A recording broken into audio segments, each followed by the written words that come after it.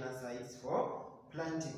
Now, we have some points to note that some crops can be grown in container gardens. Not all crops can be grown in container gardens. We have some which can be grown in container gardens, and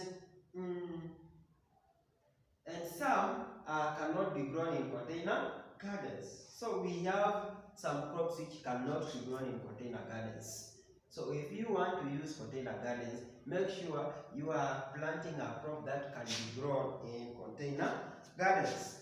Then, another point to note, container sites are mainly used in places where there is little space for growing crops, like in towns. So we use container gardens mainly in towns where there is a little space for growing crops. That's why we use container gardens mainly. Like you don't go to a place like Trans Nzoia where we have large parcels of land. There it's rare to find people using the container gardens because the land there is big.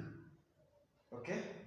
Next, container sites can be placed along driveways on the wall and in small spaces. So, just along the driveway,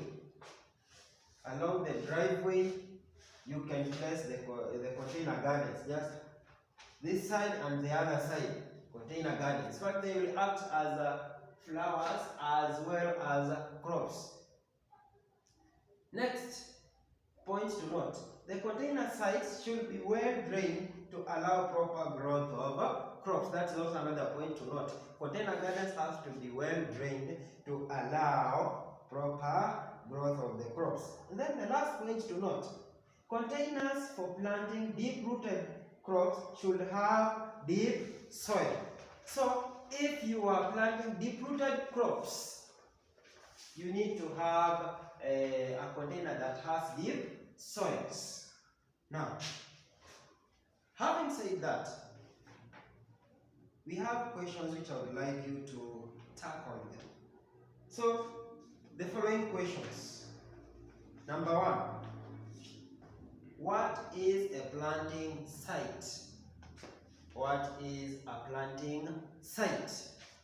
That is question number 1. Number 2. Why do we prepare a planting site before planting? Why do we prepare a planting site before planting? Number 3. State 4 factors to consider when selecting a planting site. State 4 factors to consider before selecting or when selecting a planting site. Number 4. What is till? What is till? What is till? Number 5. Name 3 types of till. Name 3 types of till. Number 6. Name 2 examples of planting sites. Name 2 examples of planting sites. Number 7. State 3 areas where container sites can be placed. State 3 areas where container sites can be placed. Number 8, which is our last question.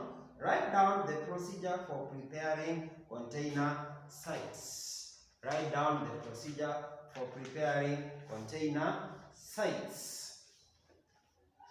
That brings us to the end of today's lesson. Please tackle all the questions. Wherever you get a problem, just play back the video. You will get all the answers there. Goodbye.